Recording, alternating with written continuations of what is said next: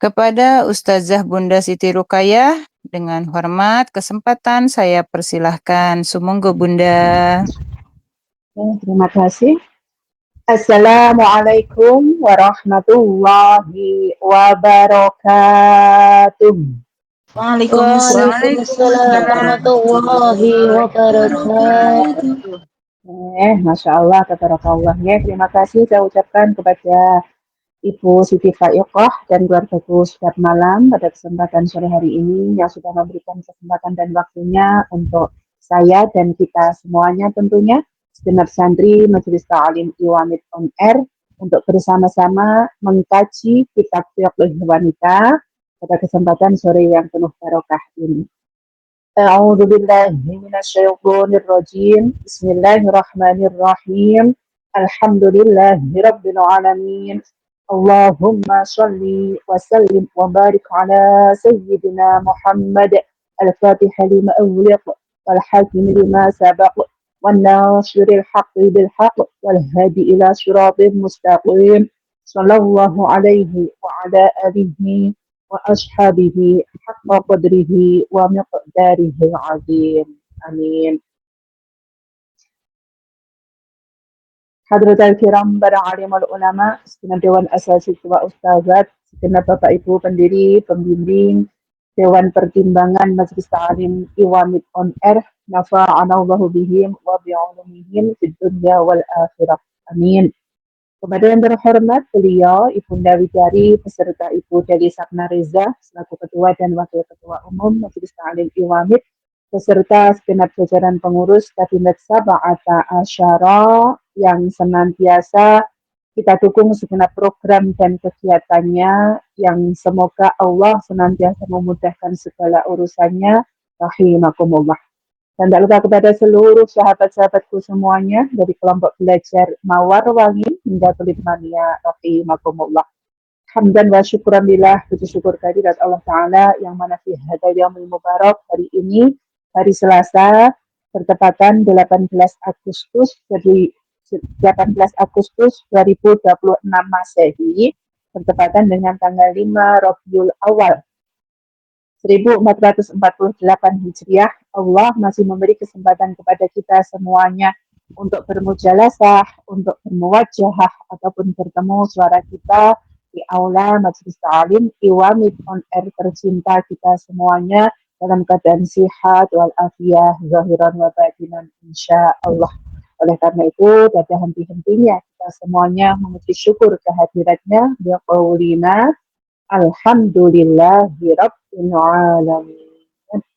Allahumma shalli wa sallim wa barik alaihi wa ala alihi wa ashabihi. Kedua kalinya sholawat serta salamnya Allah senantiasa kita sanjungkan kehadiran insan pilihan Nabi akhir zaman, Nabi yang telah menuntun umatnya minaz zulumati ilan nur, dari zaman jahiliyah menuju zaman Islamiyah dengan membawa risalah kebenaran, yakni ad-dinul Islam, agama Islam. Dan semoga dengan senantiasa kita semuanya memperbanyak bacaan sholawat kita, mengagungkan asma Rasulullah, serta mengikuti apa yang menjadi segenap ajaran serta sunnah-sunnah beliau. Semoga kita semuanya digolongkan sebagai umatnya yang senantiasa mendapatkan keberkahan di alam dunia ini, dan yang senantiasa kita harapkan syafa'ah huzmah atau pertolongan besar beliau kelak di yaumil qiyamah. Amin ya rabbal alamin. Ma'asyiral muslimin muslimat, santri Iwamid on Air rahimakumullah. Masya Allah, semangat kemerdekaan insya Allah selalu membara di hati kita semuanya ya. Walaupun kita kemarin mengikuti upacara bendera secara online di on air di aula Majelis Ta'lim Iwamid nih di dunia maya. Masya Allah ya. Tapi antusias dan jiwa patriotisme kita semuanya, Masya Allah, Insya Allah selalu berkobar membara, ya, Masya Allah ya. Insya Allah kita semuanya senantiasa mendoakan untuk kebaikan-kebaikan dan keberkahan untuk negara Indonesia. Walaupun posisi kita saat ini tidak di Indonesia, tetap saja doa-doa kita yang terbaik untuk negara Indonesia. Ya, ibu-ibu semuanya. Ya, mungkin kalau kita melihat ada sebagian yang begini, begitu, ya, ataupun melihat hal-hal yang sekiranya kurang pantas dilakukan oleh masyarakat Indonesia terutama, ya kita cuma istighfar saja ya, dan juga tidak membenarkan dan juga tidak ikut-ikut ngaten ya Bu ya. Yang penting kita semuanya memberi iwamit sudah didasari di hati kita semuanya hubul watan minal iman. Insyaallah dengan pedoman itu hati kita ini sudah akan tetap selalu bangga dengan negara Indonesia walaupun apapun keadaannya. Kita kan nggak tahu yang sebenarnya, nonton ya. Kita nggak tahu yang sebenarnya. Kita hanya rakyat jelata nih, hanya bisa mendoakan dan juga mengharapkan yang terbaik untuk negara Indonesia. Insya Allah semangat kemerdekaan untuk kita semuanya, tambah semangat walaupun kita di Formosa, walaupun kita di negara orang, tetap menjaga dan juga menjaga nama baik negara Indonesia. Ya, alhamdulillahirabbil alamin ya. Itu saja intermezzonya sore hari ini. Kita kembali mengkaji kitab fiqh wanita. Kemarin sudah tentang sholat ya, hikmah sholat sudah kita pelajari, sholat pengertian sholat sudah kita pelajari. Kemudian fardu sholat juga sudah kita pelajari. Sekarang materi barunya yaitu tentang bab syarat sholat. Ya, berarti syarat itu apa? Syarat berarti sesuatu yang harus dilakukan sebelum melaksanakan sholat itu sendiri ya Bu ya. Jadi di luar waktu sholat apa saja yang kita kerjakan? Yang pertama, di antara syarat sahnya sholat adalah sebagai berikut. Yang pertama, suci. Suci yaitu suci badan, tempat, dan pakaian. Ya, insya Allah kita semuanya paham ya. Pasti kalau mau sholat pasti berwudhu terlebih dahulu. Mungkin kalau kita mohon maaf, mungkin badan kita kalau keringat, apa daki, bolot itu cuma kotoran biasa ya Bu, ya, bukan kotoran yang mengandung najis. Tapi mohon maaf, misalnya mungkin kita di sini kan ya namanya kita ikut orang, mungkin majikan nyuruh kita masak, ataupun mungkin habis belanja majikannya suruh naruh freezer, naruh kulkas, tidak sengaja kita menyentuh B2 daging tersebut secara langsung, ataupun tidak langsung. Kemudian kita menyadari, oh tadi saya menekan najis atau baju saya terkena najis. Ya, berarti kalau bajunya terkena najis ya harus kita ganti dan kita gunakan untuk beribadah. Gitu ya. Nah, makanya kalau bakso masak, selesai masak, mungkin kita hari ini masaknya biasa, cuma sayur-sayuran saja, tidak mengandung hal-hal yang sekiranya mengandung najis ataupun sesuatu yang kotor, ya sudah, jenengan boleh kita gunakan pakaian tersebut untuk sholat. Tapi kalau misalnya jenengan sendiri yang menyadari, oh takutnya nanti ada kuahnya lah yang nitrat, ataupun ada sesuatu yang sekiranya tidak sengaja, kadang tangan kan otomatis kadang share, kadang itu nempel ke celana, ke baju, Nah, alangkah baiknya kalau seperti itu kita ganti pakaian terlebih dahulu. Jadi harus suci secara badan, tempat, dan pakaian. Di tempat kita sholat pun juga ya Bu. Kan saya yakin jenengan pun kalau alhamdulillah mungkin tempat sholat misalnya jenengan sudah istiqomah, tumakninah di satu tempat tersebut. Kan kita semua orang itu nggak sama ya. Kadang majikan memberi tempat kita satu kamar sehingga kita privasi kita pun terjaga dan kita punya tempat ataupun tempat yang khusus untuk kita gunakan untuk sholat. Kan nyaman, biasanya saja cuma digulung saja di situ, seperti itu ya. Kita istiqomah sudah pokoknya menetap di situ, alhamdulillah. Nah mungkin bagi kita semuanya ada yang sebagian kita kadang sholatnya di dapur, kadang kita di ruang tamu ataupun di ruang gudang dan sebagainya. Kan tidak sama ya. Nah, makanya kalau misalnya jenengan tempatnya sholat berpindah-pindah, kita perhatikan di situ ada kotoran yang mengandung najis atau enggak, apalagi mungkin majikan kita memelihara Guguk, nah ini harus benar-benar diperhatikan. Kalau kucing, hai lah kucing itu nggak apa-apa ya. Kalau guguk kan takutnya di situ nanti dia mengendus-endus, lidahnya, kan kadang kan seperti itu ya yang kita tahu. Nanti khawatir tempat tersebut juga sudah terkontaminasi dengan najis. Nah, dengan kalau yang seperti ini harus waspada ya, jangan sembarangan. Mungkin kita punya spot sendiri yang sekiranya memang benar-benar kita yakini suci boleh kita gunakan untuk ya. Itu yang pertama nih. Jadi harus suci. Kemudian suci juga harus suci dari hadas dua, ya, hadas kecil maupun hadas besar. Ya, otomatis kalau punya hadas besar kita kan nggak boleh bersuci ya Bu, ya nggak ada gunanya. Tapi ya kecuali syarat-syarat tertentu, kecuali kalau kita misalnya mau tidur boleh kita berwudu dan sebagainya. Nah, kalau paham ya.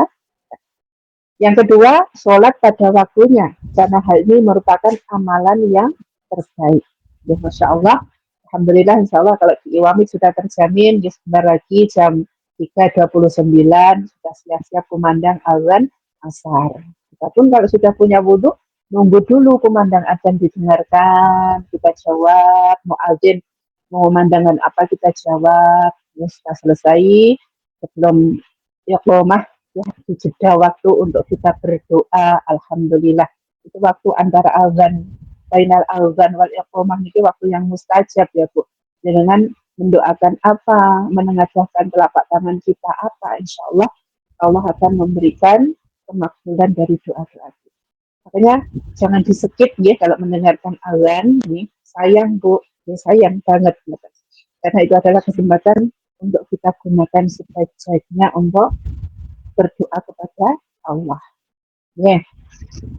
Jadi sholat pada waktunya itu merupakan amalan yang terbaik. Insya Allah kita pun sudah berusaha di Iwamit sudah ada jadwal waktunya sholat. Kita berhenti jeda dulu mengumandangkan azan, kemudian mendengarkan azan, kemudian melaksanakan sholat. Alhamdulillah. Yang ketiga, menutup aurat. Dalam sholat, wanita muslimah harus menutup aurat dari ujung kepala sampai ujung kaki. Sholatnya tidak akan sah apabila rambut, lengan, betis, dada, atau lehernya terbuka. Ini pun juga insya Allah kita sudah paham semuanya. Kita semuanya juga sudah pasti punya mukena favorit ya, yang kita gunakan untuk sholat. Ya.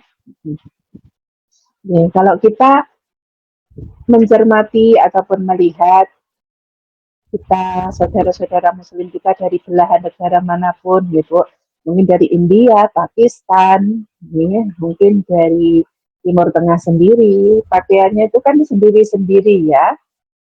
Ada yang menggunakan misalnya orang India kan pakai sari, kain panjang seperti itu. Kalau orang Timur Tengah sendiri mungkin menggunakan abaya, menggunakan niqab ataupun penutup muka seperti itu ya. Jadi memang nggak sama. Ya, jangan kan jauh-jauh ya. Kalau kita mungkin sering sholat ke Masjid Besar Taan di Taipei ya, di situ saja kita sudah bisa melihat banyak sekali contoh ataupun perbedaan Muslim Indonesia dan negara Muslimah Muslim lain. Ya, biasanya kan ada orang India, orang Pakistan, ya betul Bu. Ini yang pernah ke sana, nih, sering ke sana pun insya Allah juga bisa membedakan. Beliau ini nggak usah memakai mukena kayak orang Indonesia. Kalau kita biasanya sudah memakai gamis, insya Allah juga sudah menutup aurat nih, tinggal pakai intos kaki saja sudah lengkap. Tapi kita biasanya pakai lagi mukena, Gaten ya, karena memang kayaknya ada yang kurang kalau tidak menggunakan mukena. Padahal kalau kita menggunakan pakaian kurung itu saja ataupun menggunakan abaya saja, yang penting kaki kita semuanya sudah memakai, sudah menggunakan kaos kaki, ya, berarti kan sudah aman. Kemudian lengan kita, biasanya kan kebaya itu ada kancingnya ya, kancing itu. Sebenarnya yang menjadi aurat itu kan telapak tangannya saja, Bu. Kalau punggung kepala ini memang masih aurat ya. Makanya kalau gamisnya kalau biasanya dicopot geniknya ataupun dicopot itu talinya ataupun apa biasanya kan turun ke bawah gitu ya. Ataupun menutupi punggung tangan kita. Sebenarnya sudah memenuhi syarat nggak usah memakai mukena lagi, boleh. Jadi kalau misalnya kita merasa was-was lah, takut nanti gimana, ya, ataupun mungkin kalau kita memakai atas bawahan takut tersingkap pakaian kita, ya sudah lebih aman lagi kalau kita menggunakan mukena. Ya, jadi syarat yang ketiga, syarat sahnya sholat adalah menutup aurat, insyaallah dengan pun paham ya. Dan yang keempat, menghadap kiblat. Apabila tidak mengetahui arah kiblat, maka harus bertanya kepada orang yang mengetahuinya. Jika tidak ada orang yang dapat menunjukkan, maka dibolehkan untuk melakukan ijtihad, menentukan arah kiblat tersebut, dan mengerjakan sholat dengan menghadap ke arah yang dianggap kiblat. Dalam keadaan seperti ini, sholatnya tetap sah. Jamaah iwamid on rahimakumullah. Di antara panjenengan semuanya, kiranya ada yang bingung atau alhamdulillah tidak pun, saya tidak bingung arah kiblat. Kira-kira ada yang bingung buatan dari santri iwamid? Apa semuanya alhamdulillah? Wes pokoknya mantep di sana arah kiblat nggak bingung. Di rumah nggak bingung. Kemudian kalau di luar bingung. Di luar sih kadang-kadang bingung lepunya sih. Alhamdulillah. Di rumah nggak bingung. Kalau di rumah nggak bingung, alhamdulillah berarti kan menentukan arah kiblat sudah paham ya Bu. Jadi nggak bingung, sana memang arah kiblat seperti itu ya. Alhamdulillah. Kalau di luar kan mungkin kita mungkin waktu bepergian, mungkin kan sholatnya mungkin di tempat yang akan kita tuju, seperti kemarin misalnya kita lihat ya, alhamdulillah ke Hotel Cosmos lah, di sana kan sudah ada petunjuk kiblat, jadi nggak bingung lagi, ngeten ya Bu Endang ya. Alhamdulillah di rumah nggak bingung, itu suatu anugerah nonton. Karena kalau saya sendiri ya Bu, saya itu bingung loh Bu, masya Allah sampai sekarang itu nih. Arah kiblat itu menurut saya arah selatan. Padahal jelas-jelas kalau pagi itu kan saya sering keluar, iya matahari terbitnya dari sana, arah timur sana. Berarti kan arah baratnya sebelah sana, paham. Tapi penilaian saya dalam pikiran saya, arah kiblat itu adalah arah selatan. Makanya saya sekarang pun, ya wes, saya kan sudah tahu bahwa di sana memang arah kiblat. Jadi saya tetap menghadap ke kiblat, walaupun di hati saya kayaknya ini menghadap selatan seperti itu. Ya karena memang yang benar seperti itu, ya. Kalau mungkin masih awal-awal kita belum paham, kita tanya orang, arah kiblat yang mana, arah barat yang mana, sana. Kemudian misalnya kita pikirnya selatan. Nah, kemudian orang itu kan orang situ asli, yang paham benar-benar di sana memang menghadap barat. Ya kita harus mengikuti arahan orang tersebut. Kita nggak boleh ngayal sendiri, ya. Karena memang penduduk aslinya itu memang mengatakan di sana adalah kiblat. Saya pun sekarang juga seperti itu, Bu. Ya. Perasaan saya memang masih menghadap ke selatan, tapi di sana memang kiblat. Seperti itu ya. Kalau sekarang misalnya bingung pun sudah kita menyetel ataupun mendownload NU online, di situ kan ada arah kiblat. Ini HP-nya ditaruh saja Bu, nanti akan berputar sendiri itu jarumnya. Ini kelihatan kemana kiblat itu arahnya mana akan kelihatan. Nggak usah takut sekarang semuanya Masya Allah dipermudah oleh Allah. Ya. Satu HP solusi memecahkan beberapa solusi ya. Masya Allah. Nih, jadi harus menghadap kiblat ya Bu, nggak boleh membelakangi kiblat ataupun menyerong dari kiblat. Nah, kalau misalnya kita semuanya alhamdulillah ya bisa sholat di Masjidil Haram langsung di depan Ka'bah. Berarti kalau orang yang di timurnya Ka'bah berarti kan mengharap ke baratnya Ka'bah. Orang yang di utaranya Ka'bah menghadapnya ke selatan Ka'bah. Seperti itu, Pak. Masya Allah, itu pengecualian kalau kita memang di sana langsung. Jadi sholatnya harus menghadap kiblat. Masya Allah. Ya, semoga kita diberi kesempatan oleh Allah bisa langsung sholat di sana ya Bu nih, bisa menghadap kiblat langsung. menghadap ke Ka'bah langsung. Masya Allah, subhanallah. Amin, insya Allah. Ya. Kemudian hukum bagi orang yang meninggalkan wudhu, mandi jinabat, menghadap kiblat dan menutup aurat adalah sama seperti hukum yang berlaku pada orang yang meninggalkan sholat. Demikian juga hukum bagi orang yang tidak melaksanakan berdiri, rukuk, dan sujud atau rukun dan syarat dalam sholat. Sedangkan ia mampu melakukannya adalah sama seperti hukum yang berlaku pada orang yang meninggalkan sholat. Mengenai hal ini, penulis berpendapat bahwa ia berkewajiban mengulangi sholatnya. Jamaah iwami rahimakumullah, Masya Allah, tabarakallah, insya Allah kita semuanya paham. Terus ilmu fikih diulang-ulang, babakan sholat, bab sholat, safinatun najah, safinatun sholat, kita pelajari bersama-sama, guru-guru besar kita pun sudah mengajarkan. Ya, seperti saya ini kan cuman pencekan kayak ya Bu ya, ibaratnya seperti itu. Kalau Abah Abror, Masya Allah, ya, Bapak Sulaiman Az-Zuhri, Abah Adib, beliau ini kan guru-guru besar kita, nih, yang sudah membimbing kita. Alhamdulillah mengarahkan dengan panduan kitab-kitab beliau, Masya Allah. Ya, jadi kita nggak usah ragu lagi, ya, ataupun kita pun mempunyai mempunyai rasa tidak ragu-ragu lagi nih dengan apa yang beliau sampaikan. Kalau saya ini kan masih belajar sama seperti panjenengan. Makanya kita niatkan sama-sama belajar. Alhamdulillah, ya, masih diberi kesempatan untuk belajar bersama-sama. Ya, itu diakui ataupun enggak, memang kenyataannya seperti itu. Alhamdulillah masih diberi kesempatan dan masih belajar bersama-sama.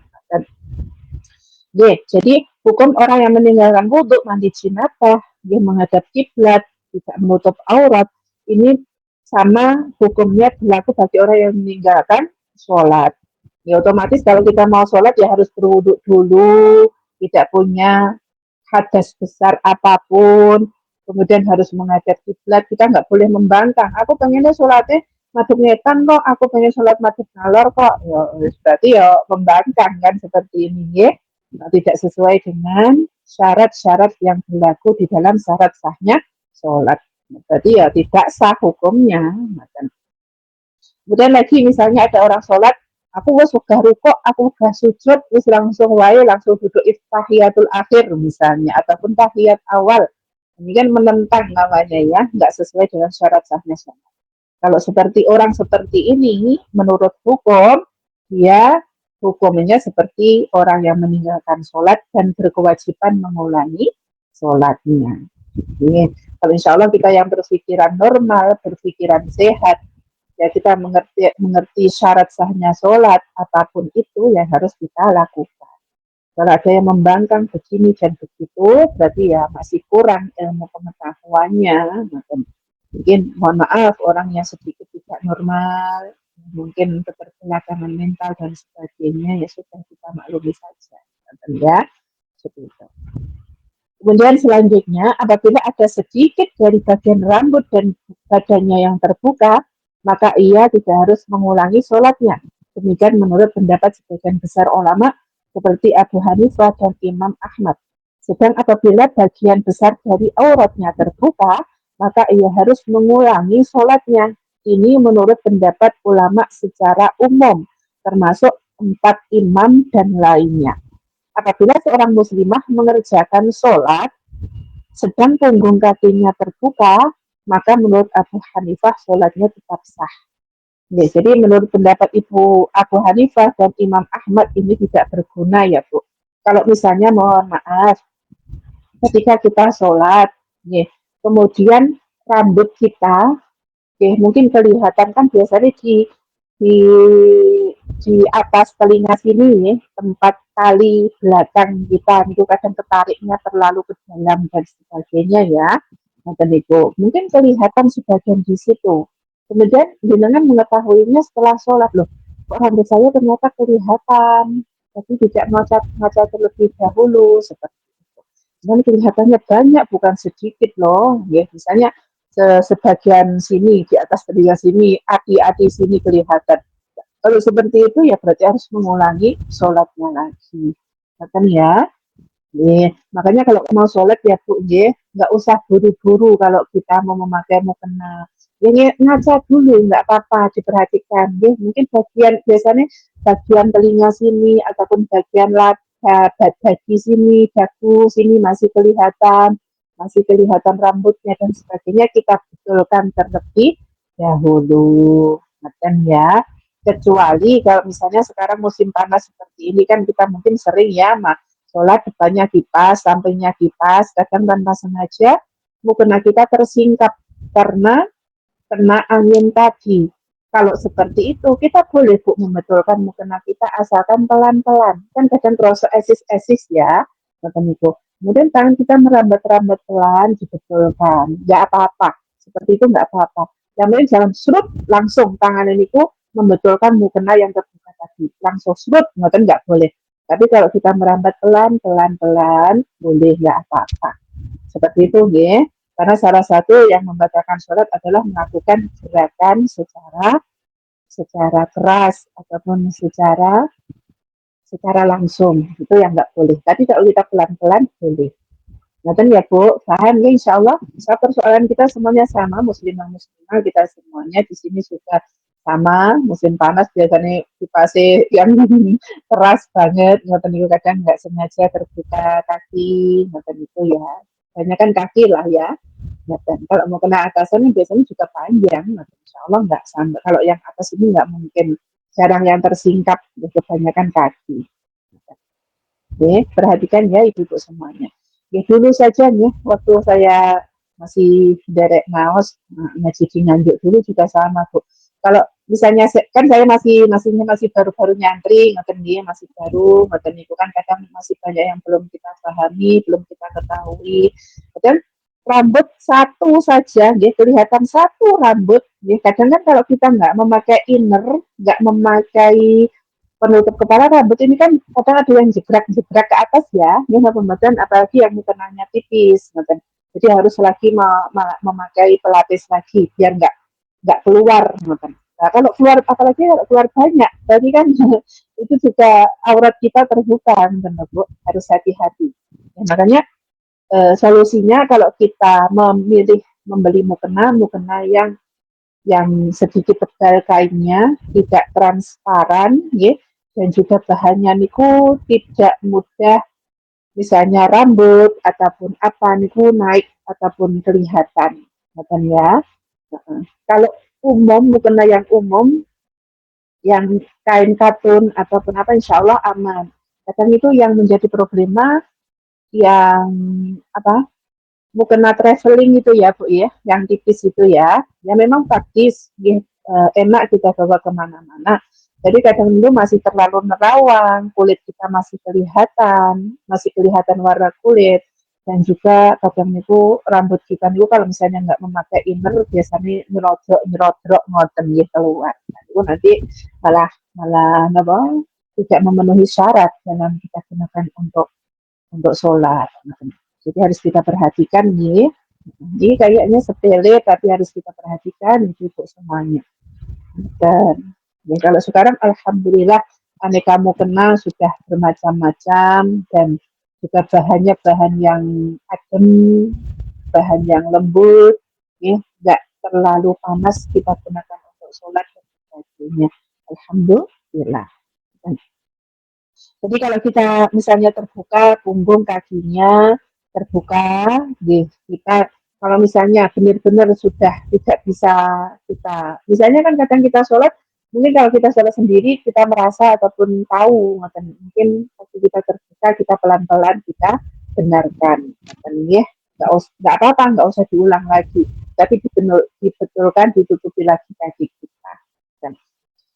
Mengenai persoalan kiblat, sabda Rasulullah berikut ini. Di antara timur dan barat terdapat kiblat. Imam At-Tirmidzi mengatakan bahwa hadis ini berstatus hasan sahih.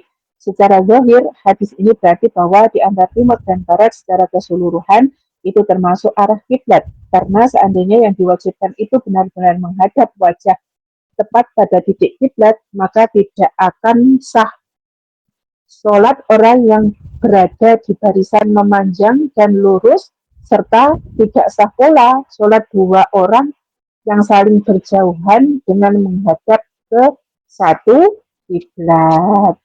Yeah. Jadi kan kalau kita Taiwan Indonesia itu kan menghadap barat, serong ke kanan sedikit. Gimana membuatkan Bu? Ye, sama Taiwan Indonesia sama posisinya ya. Tapi kalau di Taiwan itu lebih serongnya lebih banyak, ya Bu. Jadi jangan cuma sedikit saja. Kalau Indonesia sedikit sudah bisa. Tapi kalau Taiwan lebih banyak lagi. Jadi sekira 1 kilan lah ya. Dari barat itu 1 kilan, 2 kilan itu nggak apa-apa. Dan karena memang posisinya kiblat di situ, kalau dari Taiwan. Ya, makanya dengan kalau ngepas nih seperti kompas, seperti itu insya Allah aman lah, pasti tepat. Jadi lebih baik ke serongnya ke kanan lebih banyak, kalau dari arah Taiwan. Ya kan di sini disebutkan tidak sah orang yang barisannya memanjang. Misalnya di Ka'bah nanti ya Bu, misalnya sudah sampai melewati batas Ka'bah, tetap kok madepnya ke misalnya ke arah selatan. Ya nggak boleh, jadi harus mencari posisi yang sekiranya lurus dengan Ka'bah, yaitu lurus jangan sampai melebihi batas lurusnya. Ya, jadi kalau misalnya sudah melebihi batas, ya mending ada ke timurnya atau ke selatannya seperti itu, nggak usah memaksakan ataupun melebihi batasnya. Kalau di Indonesia, Taiwan insya Allah sudah pasti sudah jelas arahnya ke sana, jadi nggak ada masalah.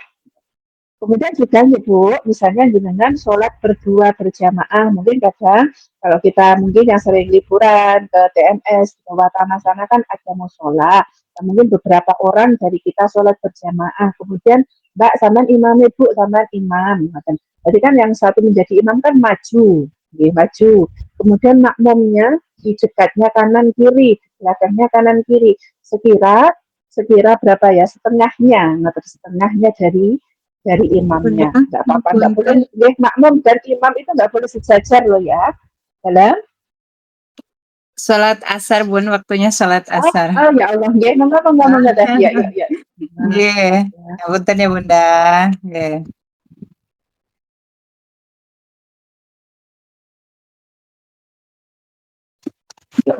Di luar sinyalnya jelek, sebentar Bun.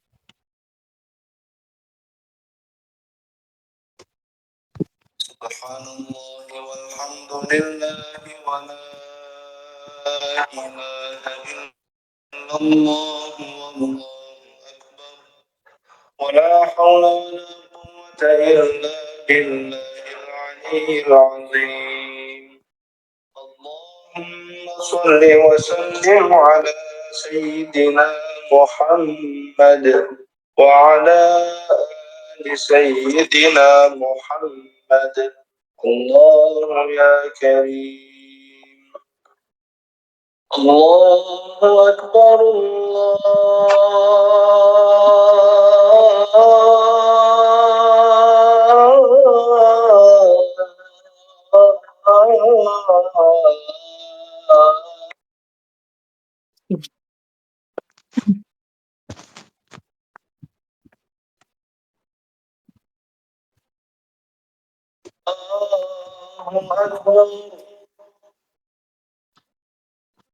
Allahu Akbar. Allahu Akbar.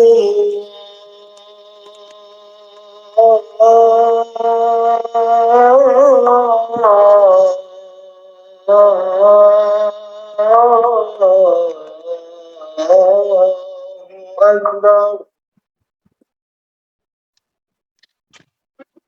أشهد أن لا إله إلا الله.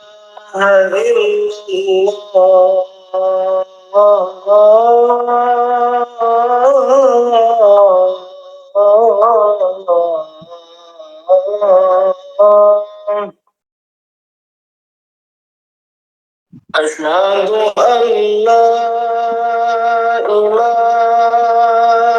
إلا الله.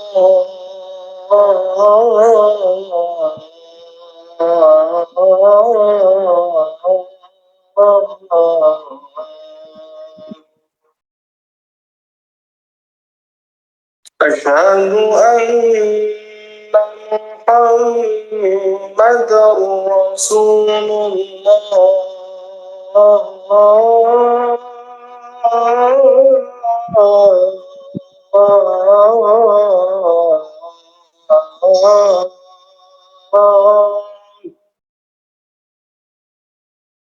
أشهد أن محمد رسول الله.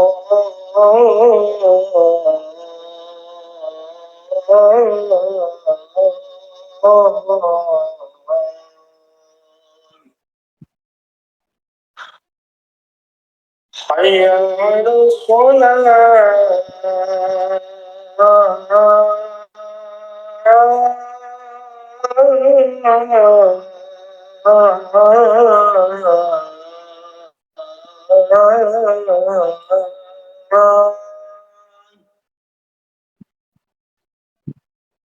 حي على الصلاة.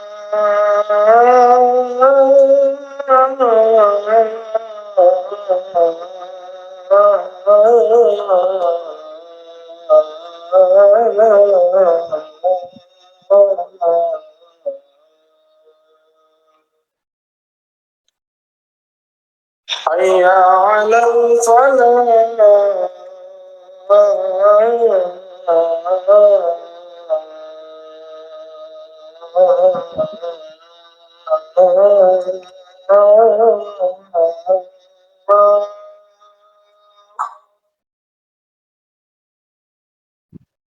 حي على الفلاح.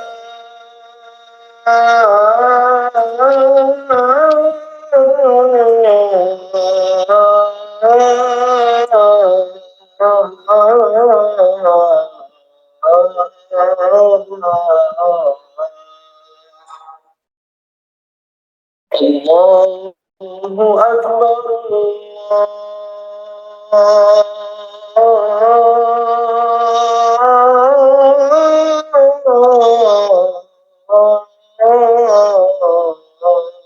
الله أكبر. لا إله إلا الله. لا إله إلا الله محمد رسول الله صلى الله عليه وسلم. بسم الله الرحمن الرحيم. اللهم رب هذه الدعوة التامة والصلاة القائمة آتي سيدنا محمد الوسيلة والفضيلة والشرف والدرجة العالية الرفيعة وابعثه مقاما محمودا الذي وعدته إنك لا تخلف الميعاد. الله أكبر. الله أكبر. أشهد أن لا إله إلا الله. أشهد أن محمد رسول الله. حي على الصلاة. حي على الفلاح. قد قامت الصلاة. قد قامت الصلاة. الله أكبر. الله أكبر. لا إله إلا الله. Sepertinya sudah nggih Ibu-ibu. Monggo ibu-ibu semuanya kita haturkan salam kembali kepada Ibu Ustazah, Bunda Ustazah, Ibu Bunda Siti Rukayah. Semoga kita buka mic-nya bersama-sama. Monggo. Assalamualaikum warahmatullahi wabarakatuh. Waalaikumsalam warahmatullahi wabarakatuh. Alhamdulillah sudah Bu. Monggo Bunda dilanjutkan kembali. Matur suwun. Terima kasih barakallah. Bismillahirrahmanirrahim. Monggo yang sudah melaksanakan kewajiban kita sholat asar, kita sambungkan lagi turut waktunya masing-masing ya. Alhamdulillah. Ya, saya ulangi lagi jamaah iwami rahimakumullah. Jadi syarat sahnya sholat yaitu suci baik badan, tempat, dan pakaian. Yang kedua, sholat pada waktunya karena ini adalah amalan yang terbaik. Yang ketiga, menutup aurat. Ini dalam sholat wanita muslimah wajib menutup auratnya dari ujung kepala sampai ujung kaki. Kemudian yang keempat, menghadap kiblat. Itu syarat sahnya sholat ada 4 itu ya, ibu-ibu semuanya. Alhamdulillah, insya Allah kita sudah memahami, sudah mengamalkan setiap saat, setiap waktu, baik yang sholat fardu maupun sholat sunnah, insya Allah sudah kita amalkan. Jadi panjenengan semuanya mungkin ada yang masih diragukan ataupun ditanyakan, nanti kalau ada sesi tanya jawab silakan untuk bertanya untuk ibu semuanya. Insya Allah kita semuanya sama muslimah ya, kaum muslimah yang insya Allah sudah berusaha semaksimal mungkin untuk mengerjakan kewajiban-kewajiban kita sesuai dengan tuntunan syariah yang sudah kita pelajari bersama-sama selama kita di rumah maupun selama kita alhamdulillah sudah nyantri di Iwamid, mungkin yang sebelumnya belum kita ketahui ataupun belum terlalu paham. Alhamdulillah di sini semakin dimatangkan ataupun semakin diurai dengan jelas dan gamblang. Karena memang ilmu fikih ini masya Allah sangat luas sekali, ya, babakan sholat, puasa dan sebagainya. Walaupun diulang-ulang dari berbagai versi kitab dan sebagainya, pasti ada tambahan-tambahan ilmu yang baru ataupun yang bisa menjadi rekomendasi tambahan bagi kita semuanya. Karena saya pun juga merasa seperti itu ya Bu Mi.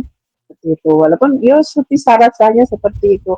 Kadang itu masih ada tambahan-tambahan lagi ataupun ilmu baru yang kita ketahui. Insya Allah. Ya, jadi sudah ya, menghadap kiblat tadi sudah jelas. Kalau misalnya kita posisinya di Ka'bah, kita nggak boleh melebihi batas dari misalnya panjang, ya, misalnya kan Ka'bah itu kan seperti itu, ya. Kemudian kita sholat di depannya. Kemudian misalnya kita terlalu panjang sampai ke sebelah lagi, misalnya sampai ke barat lagi. Nah ini yang nggak boleh, ya. Jadi harus setara dengan Ka'bah tadi. Ya, misalnya sudah batasnya sampai segitu ya sudah, mungkin cari barisan yang menghadap ke selatan ataupun ke utara atau yang lain. Ya, masya Allah. Selanjutnya, bab selanjutnya, ini rada ngeri, babnya diperhatikan ya. Ini wanita yang meninggalkan sholat dan harus dibunuh. Masya Allah, ngeri ya, tanunnya judulnya ya. Di sini saja ini pembahasannya, masya Allah, sampai 3 lembar loh Bu ini. Hadisnya banyak sekali hadis, banyak sekali keterangan yang harus kita urai di sini. Ya, Bismillahirrahmanirrahim. Menurut Imam Asy-Syafi'i dan Imam Ahmad, wanita yang meninggalkan sholat diharuskan bertaubat. Apabila ia tidak bertaubat, maka ia harus dibunuh. Dalam komentarnya, Abu Bakar At-Tarsuri menyebutkan, menurut Imam Malik, bahwa kepada wanita yang meninggalkan sholat itu harus diingatkan dengan keras selama waktunya masih ada. Apabila ia mengerjakannya, maka akan diampuni, dan jika menolak sehingga waktunya berlalu, maka ia harus dibunuh. Ya. Alhamdulillahirabbil alamin. Insyaallah kita semuanya berada di hidup di negara Indonesia, ya, yang secara otomatis ya tidak memperlakukan hukum secara syariat. Misalnya tidak sholat harus dibunuh, misalnya mencuri dipotong tangannya dan sebagainya. Alhamdulillah kita semuanya masih ada toleransi pri kemanusiaannya. Oleh karena itu eman-eman ya ibu-ibu semuanya, kalau kita meninggalkan sholat nih kok ya Allah rasanya kan ya gak enak ya. Kita telat saja waktunya dan itu sumpah kok di hati ya. Apalagi kita kok sampai meninggalkan sholat tanpa ada alasan-alasan yang tertentu. Dan kita itu masih bisa loh, Masya Allah, Insya Allah masih ada kesempatan, walaupun sebagaimana sibuknya, sebagaimana repotnya, kita ikut orang, pasti masih ada sela-sela buat kita semuanya untuk menghadap Allah Subhanahu wa Ta'ala dengan sholat kita.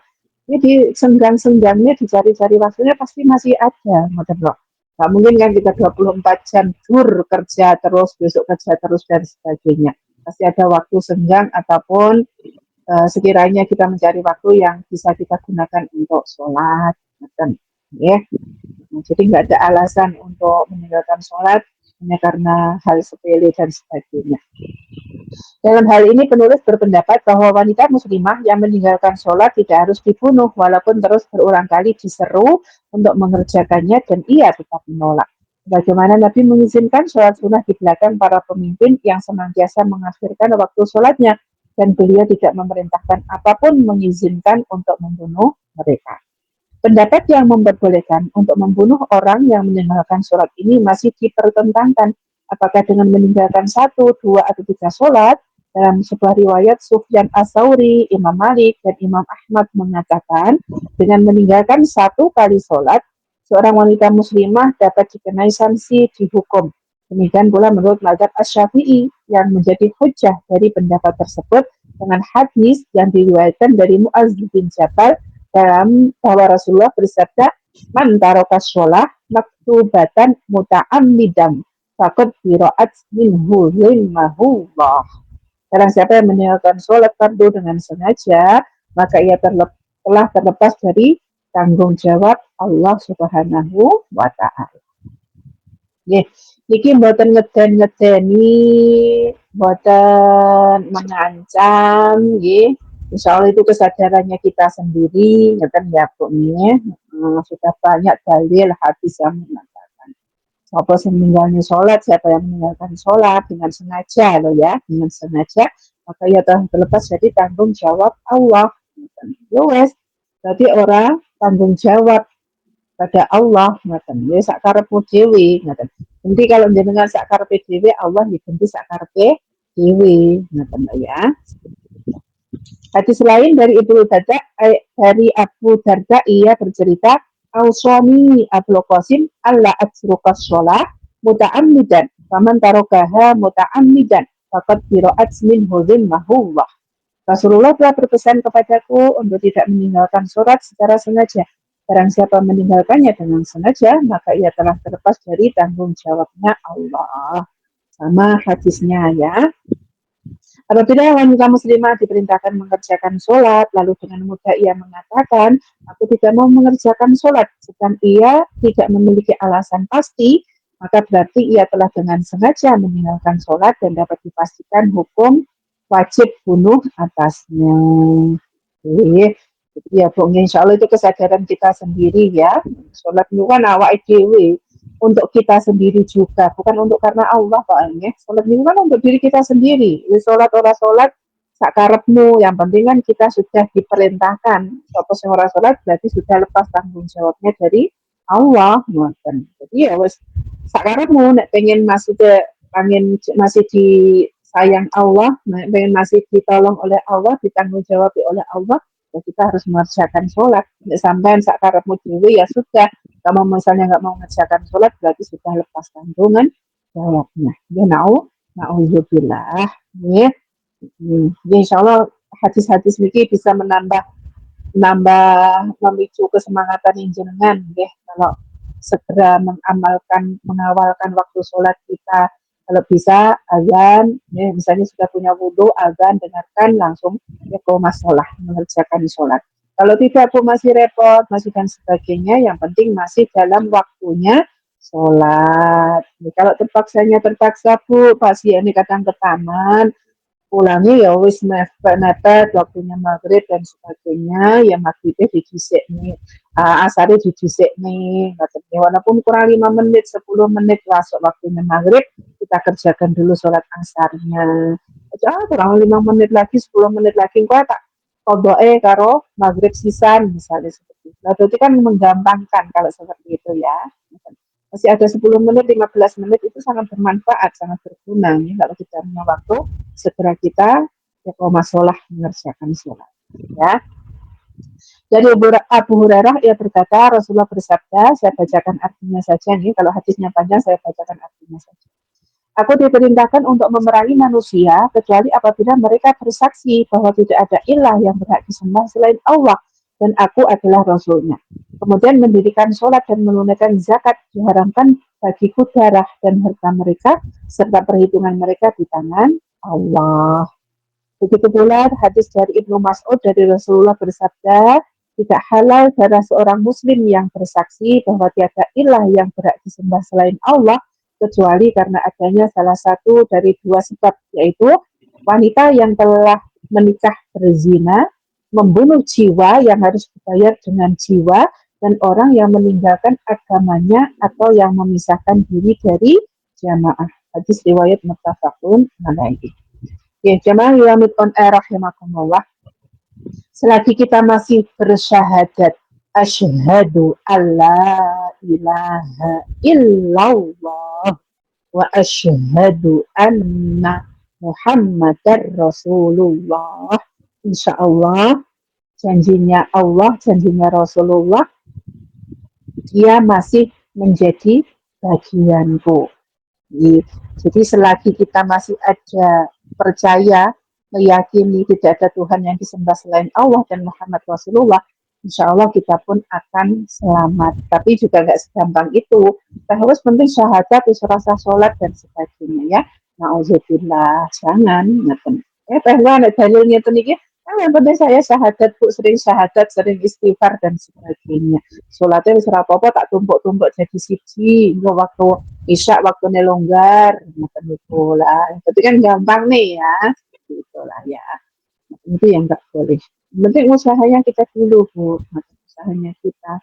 Ya, pasti setelah waktu kita, nih mesti enak lah. Ya, untuk kita sekedar 5 menit, 7 menit untuk melaksanakan sholat kita. Insya Allah masih banyak cara. Kalau kita gampang nih ataupun kita merasa mudah ibadah kita pun juga akan mudah. Saya pun masih berkesan dengan kemarin yang bertanya, ya, kadang niku napa? Hati karep tapi rogoni nggak mau. Kemarin sinten yang bertanya niku nggih.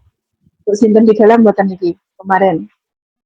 Ataupun kadang ragane kita niku pengen sholat tapi atine kadang nggak srek ataupun tidak karep. Ya Allah, saya itu langsung nangis loh Bu kemarin niku nggih, langsung koyo ndredeg kados pripun ngoten nggih rasane nang ati niku, ya Allah nggih, langsung istighfar ngoten nggih. Jangan ya Bu ya, jangan insyaallah kita dimanapun berada harus lebih kuat, harus bisa mengalahkan godaan setan ngoten ya. Jangan sampai kita kalah, jangan sampai kita gampang nih.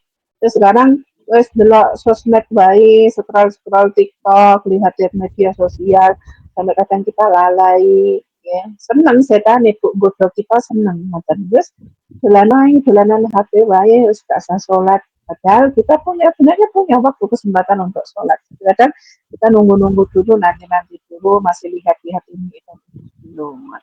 Itu kadang membuat kelalaian hati kita nanti gampang ditunggangi ataupun gampang kena bujuk rayu setan ya seperti itu. Makanya mulai sekarang monggo yuk rikat titik, yuk sergep titik ngoten nggih. Insyaallah kalau kita diniati, ada niat, pasti Allah akan memberi jalan. Bu, sama, saya pun juga sama, Bu. Kita semuanya ini sama. Ya, kita semuanya ikut bagu di sini, ya, ngurus pasien dengan berbagai macam karakter dan sifat masing-masing. Kita pun juga insya Allah sudah berpengalaman, ya, jadi tahu. Tapi insya Allah pasti ada di antara waktu-waktu niku, waktu sibuk jenengan, tapi ada satu waktu kelonggaran. Waktu apapun itu pasti masih ada. Tergantung kitanya sendiri saja inisiatif ataupun memanfaatkan waktu tersebut atau tidak. Itu tergantung diri kita sendiri, ya. Ya, alhamdulillah. Selanjutnya dari Anas bin Malik, ia menceritakan ketika ini tadi saya bahas dulu, ya, sebentar. Jadi kalau kita masih bersaksi bahwa tidak ada Allah, tidak ada Tuhan selain Allah dan Muhammad Rasulullah, insya Allah masih bisa ditoleransi, apa istilahnya, ya, masih ada pengampunan bagi kita semuanya. Kecuali 3. Jadi perhatikan ya Bu, wanita yang telah menikah berzina. banjir. Nauzubillah ya. Sudah punya pasangan, sudah punya suami, tapi masih serong. Kalau istilahnya sekarang apa Bu? Jadi pebinor, pelakor, ya, perebut lagi orang, perebut bini orang, nauzubillah. Apalagi sampai melakukan zina ataupun berhubungan badan. Ya, astagfirullahaladzim, nauzubillah. Ini yang harus kita perhatikan, jangan sampai. Kemudian membunuh jiwa yang harus dibayar dengan jiwa. Jadi mati ya diganti mati. Lah niki, oh, masya Allah nih. Kadang ada seperti itu ya, orang dendam, orang marah, kadang nyawa kudu dibayar nyawa dan sebagainya ya. Tapi itu juga tidak baik ya Bu ya. Nih, karena Allah saja Maha Pengampun, Allah Maha Pemberi maaf kok, kita sesama manusia, sesama orang. Katanya nggak ada ampunan bagimu, nggak ada maaf bagimu. Wah, itu masa jumawa ngadanya, jangan sampai. Kemudian yang ketiga, membunuh jiwa yang harus dibayar dengan jiwa, kemudian meninggalkan agamanya atau memisahkan diri dari jamaah. Na'udzubillah. Jadi kalau orang sudah syirik, orang sudah keluar dari Islam, kemudian memisahkan diri dari jamaah, itu juga harus hati-hati. Dan alhamdulillah kita semuanya berjamaah di Iwamid on air. Makanya insya Allah kita tidak termasuk di golongan orang-orang tersebut. Insya Allah. Amin. Kalau kita berjamaah bersama-sama, insya Allah akan selalu mendapat pertolongan dari Allah dan Rasulnya. Itu harus kita yakini, Bu. Mohon maaf. Mungkin kadang itu kita ke bawah-bawah ya, ada provokasi, mungkin dari grup sebelah, dari organisasi sebelah. Kemudian ada yang mengatakan tidak percaya kalau orang sudah meninggal itu kita kirim apapun tidak akan mungkin nyampe. Kemudian ada yang bilang, ya kok kenapa orang meninggal harus dibendereni sampai didoakan sampai 7 hari, 40 harinya, 100 harinya, 1000 harinya, dan sebagainya. Ada yang mengatakan nggak ada gunanya lagi, dan sebagainya. Karena itu saya itu juga ikut greget kalau nggak ada melihat seperti itu ya. Alhamdulillah jiwa-jiwa kita niki sudah tertanam ajaran ataupun pedoman NU dari kecil, insya Allah kita pun juga mengamalkannya. Kita yakini bahwasanya apa yang kita sedekahkan, apa yang kita hadiahkan untuk ahli kubur kita ataupun orang-orang yang sudah meninggalkan dunia ini, kita niatkan untuk arwah-arwah beliau, insya Allah masih tetap nyampe. Kita yakin, ya. Jadi jangan ditentang, jangan nggak percaya apa itu, doanya nggak mungkin tersampaikan kepada orang yang meninggal. Orang meninggal ya sudah meninggal.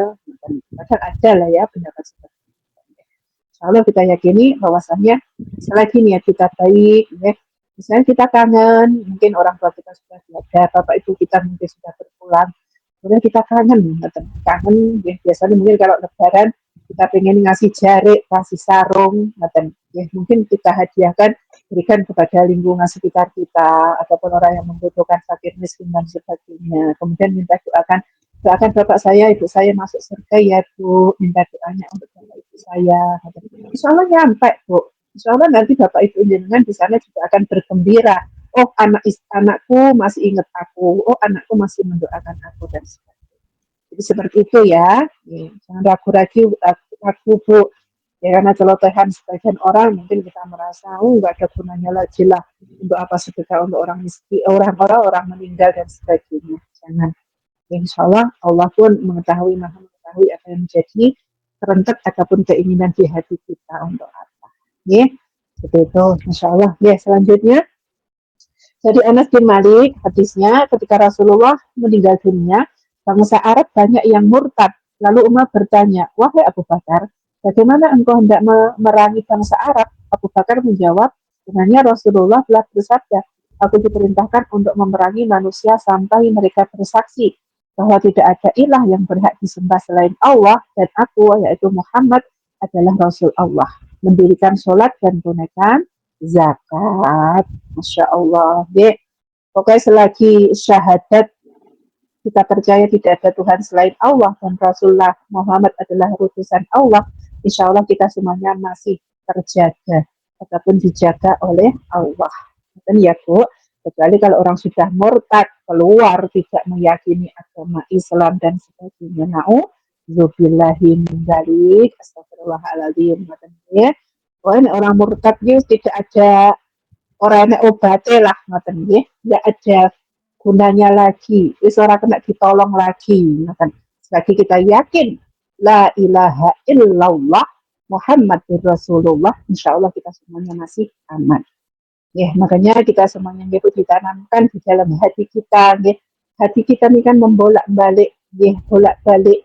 Ya. Kadang hari ini kita yakini, besok tidak. Makanya kita sering mendoakan di dalam hati kita, tanamkan di dalam hati kita setiap saat ini yang muqallibal qalbi, yang muqallibal qulub, sabit qalbi ala diri. Insya Allah Allah menjaga hati kita biar tetap berpegang teguh ya, kepada Allah dan Rasul Muhammad adalah utusan Allah. Kan ya.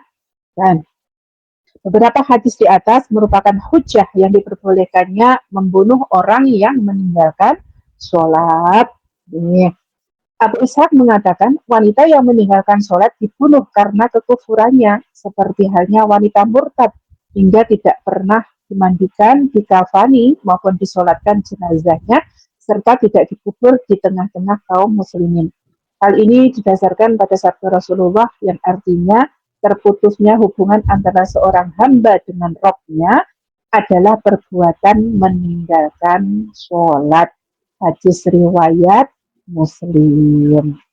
Insya Allah dari sekian dalil hadis tadi pasti membuat bulu kudu jenengan merinding ya pokoknya. Insya Allah ternyata sebegitunya, ya, kalau kita meninggalkan sholat satu kali saja memang seharusnya kita istilahnya secara syariat memang sudah haknya dibunuh katanya ataupun diakhiri.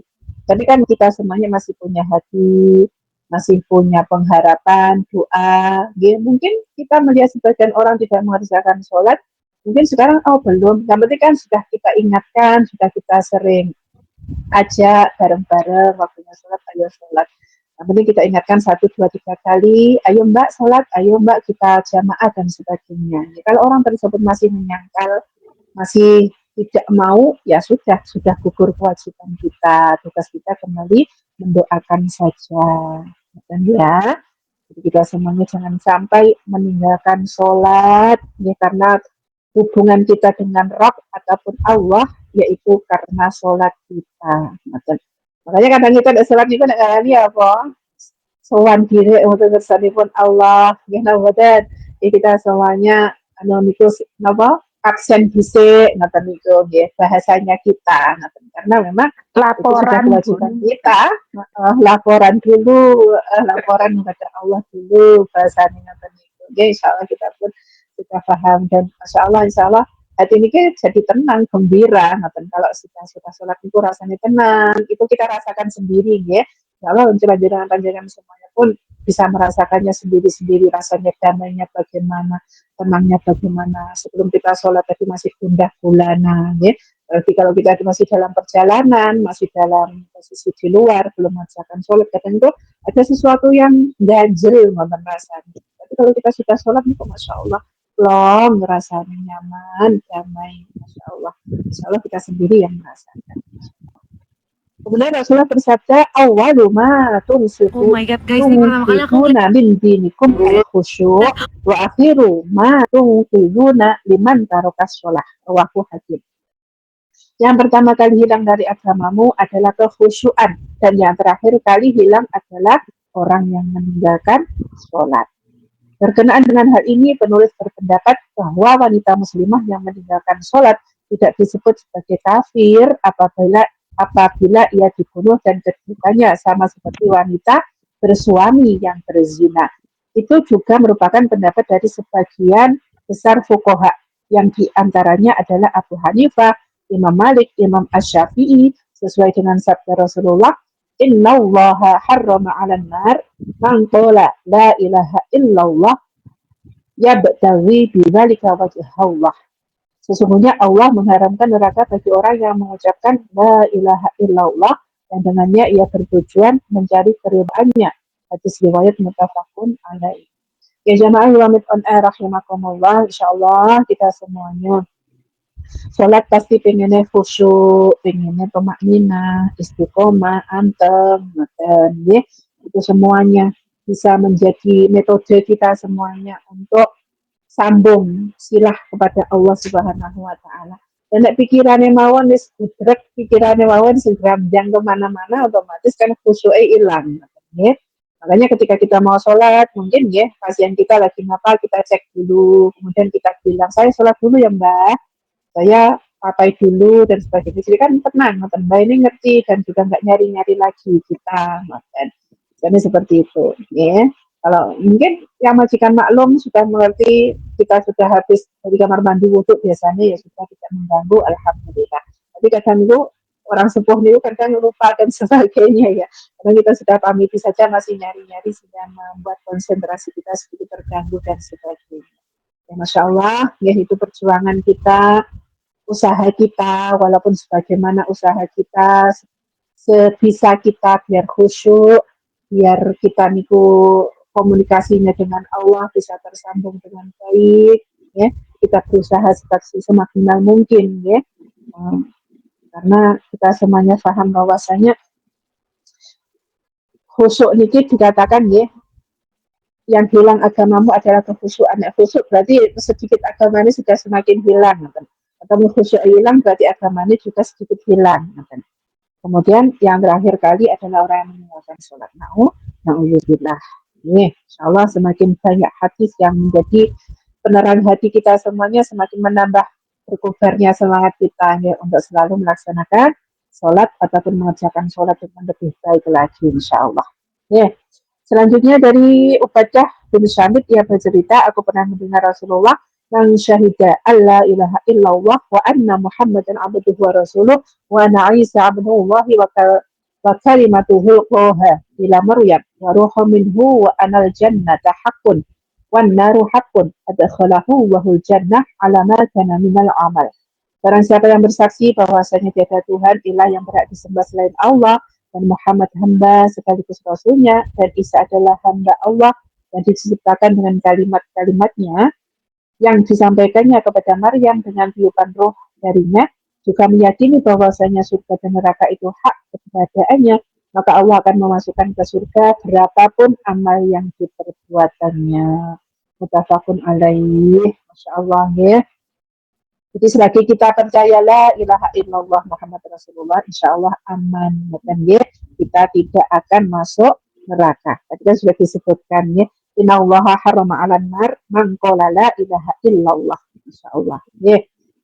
Alhamdulillah insyaallah. Makanya kita semuanya berdoa, ya Allah makhtim lana bi husnil khotimah wal takhtim lana bi su'il khotimah. Semoga Allah mengakhirkan kita dengan akhir yang baik. Ya, karena sebenarnya surga itu rahmatnya Allah, makanya ya. Walaupun mungkin dulunya ahli maksiat, ahli apapun, dia kalau di akhirnya baik, Allah pun akan memasukkan ke surga. Tapi walaupun mungkin orang tersebut baik seumur hidupnya, tapi di akhirnya bermaksiat kepada Allah, Allah pun akan memasukkan ke neraka. Alhamdulillah, insya Allah. Makanya kita semuanya senantiasa berdoa, ya Allah, ya semoga akhirkan kita semuanya dengan akhir yang baik, insya Allah. Dan ingin disampaikan nih, Bu. Semoga kakaknya tidak orang tamat ya. Bismillahirrahmanirrahim. Dari Anas bin Malik mengatakan Rasulullah bersabda, yakhruju minan nari man qala la ilaha illallah wa fi qalbihi minal khair mayazilu barruhu barratun. Rawahu muttafaqun alaih.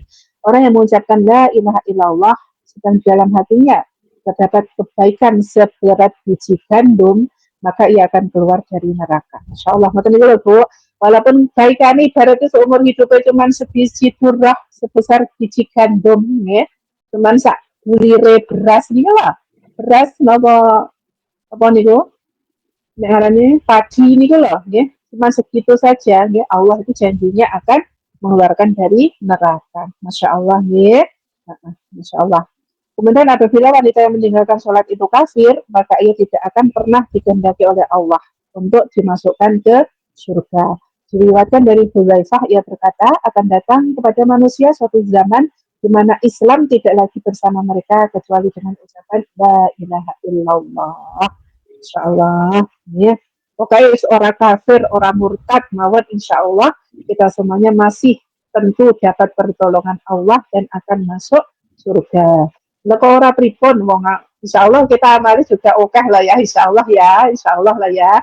Oh, berarti kita ya nonton sosial nopo nggih derek kok ora ketang 100 MB 50 MB alhamdulillah itu kan juga insyaallah lebih besar dari gizi zurrah ngoten nggih ataupun satu bulir pagi maka insyaallah karena hal ini tersebut dalam menjadi ijma kaum muslimin, maka kita tidak dapati seorang pun dari mereka apabila meninggalkan sholat, tidak dimandikan atau tidak disolatkan ketika meninggal, serta tidak ada juga larangan bagi ahli warisnya untuk menerima apa yang ditinggalkannya.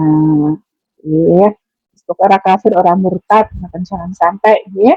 Nah, kafir murtad kan otomatis saudaranya yang muslim, misalnya mohon maaf, naudzubillah, misalnya dulunya muslimah, kemudian mungkin karena bujuk rayu ikut suaminya, dan murtad dari Islam. Nah, saudara-saudara yang lainnya, misalnya dia meninggalkan, ya tidak bisa berhak lagi ya untuk memandikan, mensolatkannya, alirannya agamanya sudah beda, seperti itu loh ya. Naudzubillah, ya, jangan sampai. Ya. Seandainya wanita muslimah yang meninggalkan sholat itu dikafirkan, misalnya hukum-hukum yang berkenaan dengannya tentu sudah ditetapkan. Kita tidak melihat adanya perbedaan pendapat di kalangan kaum muslimin bahwa wanita muslimah yang meninggalkan sholat harus mengkodok sholat yang ditinggalkannya. Akan tetapi mereka masih berbeda pendapat mengenai kemurtadannya. Sedangkan hadis-hadis yang mengkafirkannya memiliki makna hanya penyerupaan dengan orang-orang kafir dan bukan kafir dalam arti yang sesungguhnya. Sebagaimana sabda Rasulullah berikut ini. Mencela orang muslim itu sebuah kefasikan, sedang membunuhnya adalah suatu kekufuran. Hadis riwayat muttafaqun alaih. Ya makanya mungkin ya Bu, kita di sini kan banyak teman ya dengan berbagai macam aneka ragam ya. Mungkin ada yang alhamdulillah sudah menutup auratnya ya. Ada juga yang mohon maaf masih pakai pakaian yang seksi dan sebagainya. Ya kita nggak bisa menghakimi ngapain dia. Mbak menukik dosa loh Mbak menukik lah. Ya nggak usah. Yang penting kita ingatkan secara baik-baik saja ngapain dia. Apalagi mengkafirkan orang tersebut. Misalnya Mbak pakaianmu seperti itu kayak orang kafir, kayak orang sini dan sebagainya. Nggak usah ya. Jadi kalau kita melihat mungkin seperti itu ya kita ingatkan baik-baik ya, walaupun kita di negeri yang bebas, negeri yang seperti ini kita tetap harus menjaga aurat kita ya Mbak. Dan ya pakaiannya mungkin kalau nggak panjang-panjang banget seenggaknya ya sampai ke betis, jangan terlalu sampai cuma di atas paha, separuh paha dan sebagainya kan terlalu itu ya, terlalu seksi ya, mengundang hasrat orang lain untuk melihat dan sebagainya kan menimbulkan maksiat dan dosanya sendiri. Ya. Kemudian sabda kedua pula mangkola la li akhihi ya kafir faqad ba'a biha ahaduhuma rawahu Malik wa Ahmad. Barang siapa yang mengatakan kepada saudaranya hai kafir, maka sebutan itu akan kembali kepada salah seorang dari keduanya. Na'udzubillah. Enggak boleh ya kita ngarani orang kafir, orang sholat we kafir dan sebagainya. Ya jangan ya. Terlalu narsis ya Bu. Nggak boleh. Kita ingatkan baik-baik, ya. Kita ingatkan ajak baik-baik. Alhamdulillah kita semuanya ya mungkin kan kita sini banyak mungkin lingkungan ada taman, ada siapa teman yang mungkin yang belum melaksanakan kewajibannya sholat terutama kita ingatkan ya Mbak waktunya sholat. Mungkin kita dengan diri kita sendiri. Oh mungkin waktunya sudah asar, sudah mau menjelang maghrib. Ayo Mbak pulang, mau sholat maghrib lah. Kan kadang itu orang, sama sholat Mbak ya, insya Allah kan berarti itu seperti ajak-ajak juga, ngerti ya. Dakwah kita itu seperti itu secara halus saja, nggak usah terang-terangan juga menganggap orang kafir dan sebagainya. Ya, sabda beliau yang lain, karena siapa bersumpah dengan selain nama Allah, berarti ia telah berbuat syirik. Hadis riwayat Ahmad dinyatakan sahih. Jika sabdanya kufur kepada Allah, berarti melepaskan diri dari nasab, meskipun hanya sedikit. Di samping itu masih banyak hadis-hadis lainnya yang dimaksudkan untuk mempertegas ancaman. Ya, ancaman tarkus sholah ataupun meninggalkan sholat. Masya Allah. Ya 3 lembar nih Bu ancamannya bagi wanita meninggalkan sholat dan harus dibunuh itu Masya Allah. Sampai sebegitu banyaknya hadis dalil yang mengatakan ataupun memberikan kepada kita tuntunan untuk jangan sampai meninggalkan sholat ataupun juga mengkafir-kafirkan orang lain, dan juga kita semuanya diharapkan ya selalu menjaga iman kita, percaya adanya Allah Subhanahu wa taala. Selagi kita masih punya iman la ilaha illallah, insya Allah kita pun pasti masuk surganya Allah. Walaupun amal kita cuman habatan hurrah, cuman sebesar biji padi, ya Allah pun akan mengampuni kita selagi kita masih punya iman, percaya tidak ada Tuhan selain Allah, pasti kita dimasukkan ke surganya Allah. Amin, amin, ya Rabbal Alamin. Masya Allah sudah ya Bu, ya, Insya Allah sudah, ya saya Insya Allah lanjut aktivitas ya. Lagi, Insya Allah waktunya juga sudah hampir selesai. Mungkin saya tutup sekalian saja ya. Ya, Insya Allah nggak usah ada tanya jawab, mungkin lain waktu saja ya. Saya mau ngajak kakek saya keluar nanti takutnya kesuaran. Ya mungkin itu saja ya, wallahu a'lam bishawab. Mungkin dari panjangan semuanya, mohon maaf ya kemarin kayaknya Bu Dwi Astuti ya nyari saya belum saya jawab ya, mohon maaf ya. Mungkin nanti kalau ada waktu lagi kita lanjutkan lagi tanya jawabnya. Nama-nama ngapunten. Mohon maaf ya. Baru teringat Allah dan batin semuanya ya, Masya Allah ya, wallahu a'lam bishawab. Wa akhiran alhamdulillah taufiq wal hidayah wa ridha wal inayah wa afu minkum. Wassalamualaikum warahmatullahi wabarakatuh.